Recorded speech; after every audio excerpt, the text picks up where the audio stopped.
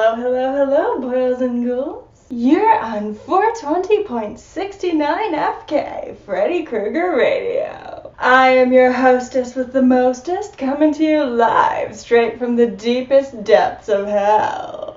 It looks as though we have a caller. Caller, you're live here on 420.69 FK, Freddy Krueger Radio. What's your question? Yes, hello, I killed a guy today. I don't know what to do. Yes, well, caller, that does sound like a conundrum. But let me ask you this. What did the guy do to you? What? What do you mean? I just told you I killed a guy. I stabbed him repeatedly right in the eye. I'm covered in his blood and pus right now. Well, yeah, but you must have had a reason, right? Otherwise you wouldn't have done it. I didn't have a reason. Literally, I hadn't eaten in a couple of hours, and I've been trying this new diet, so I'm hungry all the time, and he just happened to cut me off in the street, so oh God, Oh, that does sound rough. Bastard definitely had it coming. You should have known better than to cut you off while you're on a diet. Excuse me, we have another caller coming in on the line. Caller 2, you're live here on 420.69 FK, Freddy Krueger Radio. Yeah, we tuned in for a review to Psycho 4, The Beginning.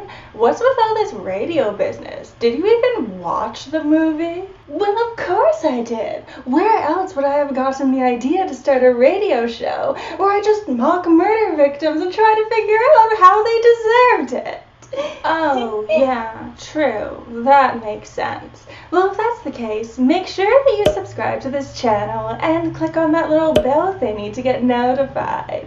Sierra Celine here posts regular movie reviews and gameplays, all with a horror theme to them. So trust me when I say that you won't want to miss what's coming. As a regular viewer myself, they're pretty great.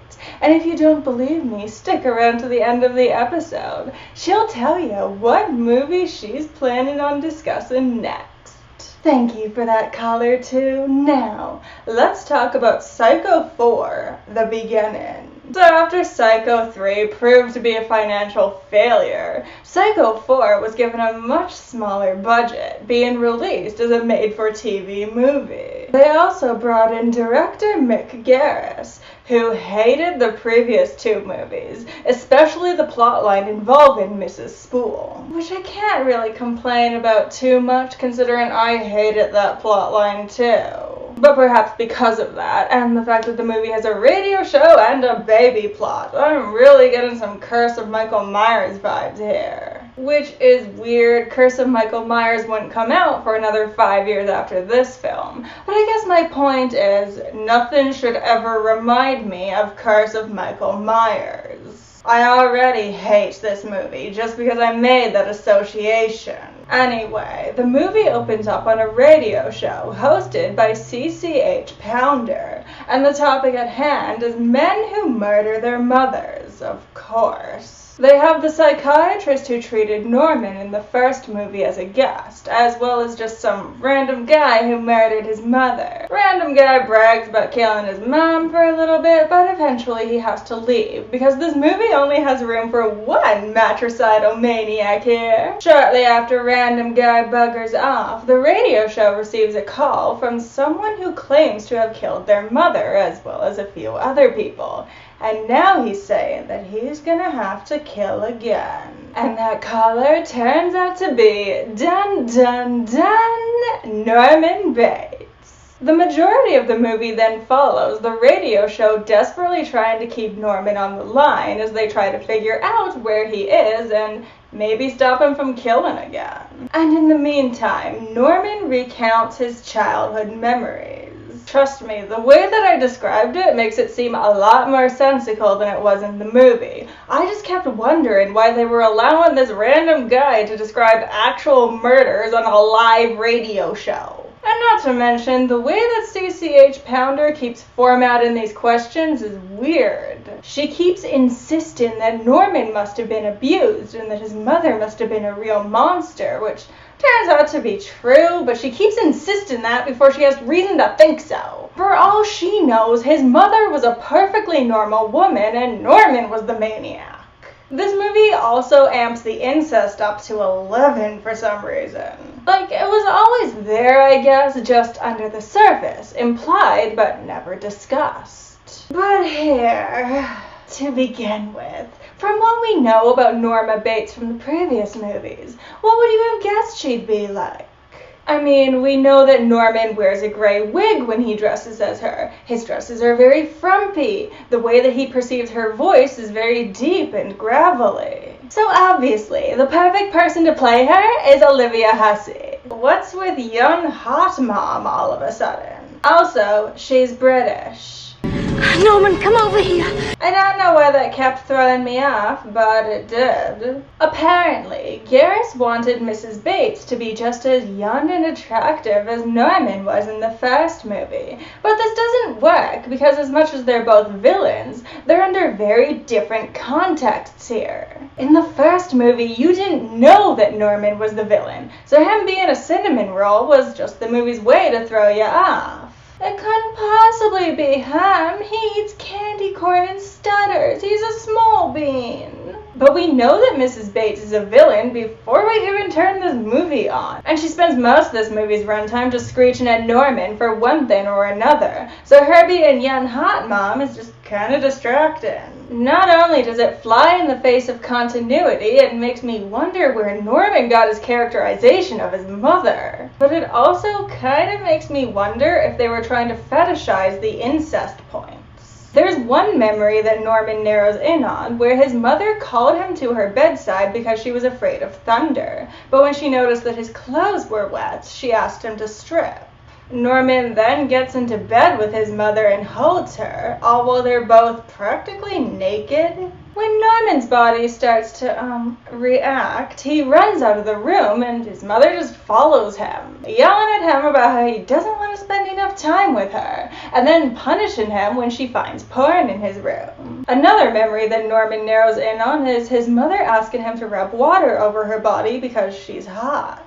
This turns into play wrestling, and when Norman's body reacts again, she actually notices. As punishment, she forces Norman to wear a dress and calls him Norma, and then she locks him in a closet for hours. But things take a turn for the worse when she gets a boyfriend, and they have obnoxiously loud sex constantly. I don't agree with murder, but I'm just saying, if one of your parents forces you to listen to them having screaming orgasms day in and day out, someone needs to die. My main problem with this scene, though, is that it isn't in character with what Mrs. Bates has been set up to be. I mean, I know, most of what we know about Mrs. Bates has been presented through Norman and his perspectives, but this is still the same woman that became hysterical when she found her son looking at porn. And Norman himself excuses her actions by saying that she came from an age of sexual repression. She was a product of her time. So what, did Norman just have no concept of who his mother was? He's been characterizing her as an old conservative woman this whole time, when in reality, she was a young, hot woman who suffered from mood swings and a serious lack of tact. What is this movie? Eventually, CCH Pounder manages to get Norman to talk about who he plans to murder next.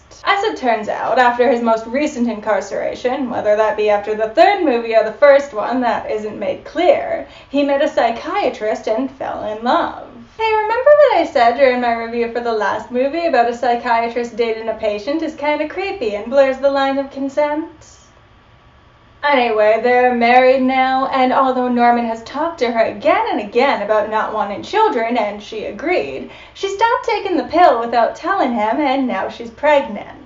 So, there's such a thing as reproductive coercion, and it refers to when a partner interferes with your ability to make a decision regarding reproduction. It includes things like taking a condom off without the partner's knowledge, or telling your partner that you're taking the pill when you're actually not, which may be considered a form of sexual assault and is definitely prevalent within abusive relationships. Basically, what I'm saying is if a partner ever tries to pull that stunt on you, get help.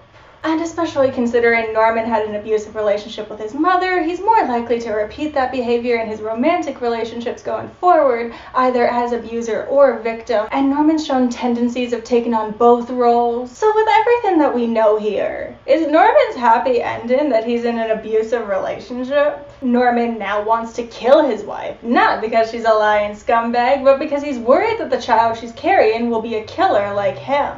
CCH Pounder tries to talk him out of it, but he says that his mind is made up and he hangs up the phone. Norman then calls his wife and asks her to meet him at the Bates Motel. Here, he tries to kill her, but ultimately finds that he can't and burns the hotel down instead. The next morning, Norman tells his wife that he's finally free, so I guess we're reliving the ending to the third movie, aren't we?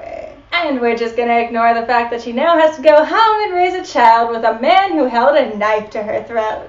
The end. Final thoughts? Comparing this movie to The Curse of Michael Myers may not have been fair. This isn't nearly as bad as that movie, even though I can't shake the vibes. More than anything, this movie just kind of feels unnecessary. It didn't tell us anything new, and the ways that it tried to deviate from the expected just kind of felt like they flew in the face of continuity. Like, if we're gonna cast Olivia Hussey as Mrs. Bates, then fine, but let's make her contradict everything else that we thought we knew as well. Make Mrs. Bates a good, kind, if a little overprotective mother. Make the no sex thing something that Norman came up with on his own and projected onto his mother, because that was the way that he thought she should have been. Having her straddle the line like this just kind of makes it feel like they didn't know what to do with her. She isn't Carrie's mother, only having sex one time and regretting it for her whole life because it shows spiritual weakness.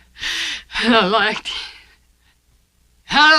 it. But she isn't something fresh or new either. She's still abusive, just inconsistently so. Anthony Perkins is here, of course, but most of this movie's runtime has Norman played by a different actor, Henry Thomas. He was giving me real Freddie Highmore vibes at some points. It was weird. I feel like Highmore owes more to Thomas than to Perkins, to be honest. For his part, Perkins felt very disconnected from the role this time around. But, I mean, you can't really blame him. While filming this movie, Perkins was diagnosed with HIV and began receiving treatment, but he died 2 years later regardless. I don't want to start a rant about how angry it makes me that hundreds of people died this way while the government did nothing. But that's the direction this video is gonna take if I don't change the subject soon, so let's move on.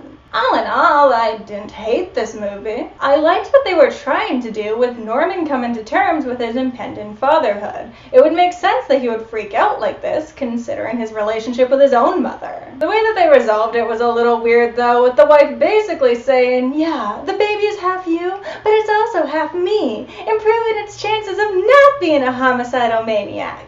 Couldn't they have established instead that you're not a slave to your genetics and you don't have to repeat the sins of your parents? I don't know, I just feel like that would have been more effective. But it was a natural progression for the story to take, and I'm glad they took it. All in all, I'd give this movie 5 inappropriate talk shows out of 10. Now, don't forget to subscribe to this channel and click that little bell thingy to get notified, because next time we're talking about a movie that I teased in my high tension review. We're talking Martyrs. You lock someone in a room with no light, soon they begin to suffer. Then you feed that suffering. And trust me when I say that you won't want to miss it.